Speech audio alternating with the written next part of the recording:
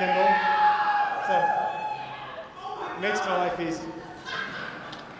So I came here tonight to talk to you about how to creatively change the world. Alex actually just presented a great example. I don't need to talk anymore.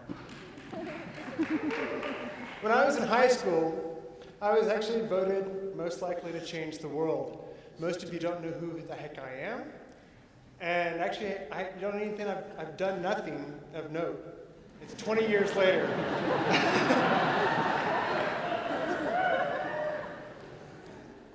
Apparently, when we graduate, we're told to dream big, shoot for the stars, all the cliches, because we live in America, and that's kind of how our culture operates.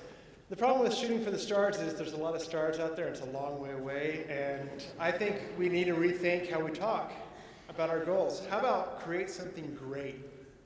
Sit down to create something really good. And this is Startup Week. You guys are all thinking about what you can make. So think about doing something that's really good. We don't have enough of those in the world. Andy Goldsworthy set out to make an exhibit for the Holocaust Memorial for the Jewish Heritage Museum. He bored out these giant boulders, filled them with dirt, and planted dwarf oaks. This is the exhibit. It's sitting across from the Statue of Liberty off the Hudson River. Within those rocks, these trees will grow as time goes by, and they will either embrace the rocks or they will destroy the rocks, cracking open and bringing full trees into life. You can make your own connections to how that represents just within the Holocaust, but I say take it even into our own lives, because plenty of us have hard spaces that could use some growth and some cracking. When you set out to do something, don't do something that everybody will notice. Charlie Sheen is not winning. The people that set out to make something that will be noticed aren't remembered. I say create something excellent. We all know Van Gogh, Pixar, Tolkien, Will Ferrell. In 1982, Bono, when he was about the same age I was when I graduated high school, said, "I can't change the world, but I can change the world in me." He knew something that we forget. The world that needs the most work is the one inside of our hearts, inside of who we are. That scares us, because that means you got to go into those dark places, and we might end up screaming like Homer Simpson.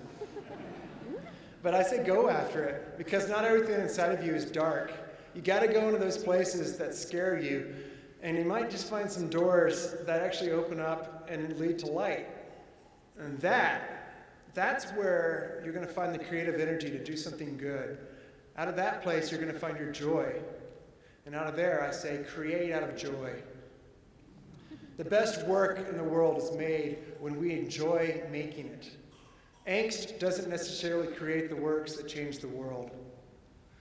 We are created to be joyful, and our best gifts come out of that. Frederick Buechner said, "Where your deep gladness and the world's deepest hunger meet, that's your vocation." I would say where your deepest joy is in the world's deepest needs, that intersection, hang out there for a while and find out what it is for you. 3 girls from the University of Colorado in 2008 were volunteering in Uganda. They were there for the whole summer. The summer was wrapping up, and one of the orphanages they were working with was going to be shut down. An orphanage is actually kind of a loose term. This place had 162 children in it. This is one of the rooms they slept in. And these girls, instead of flying back to America, decided this can't happen.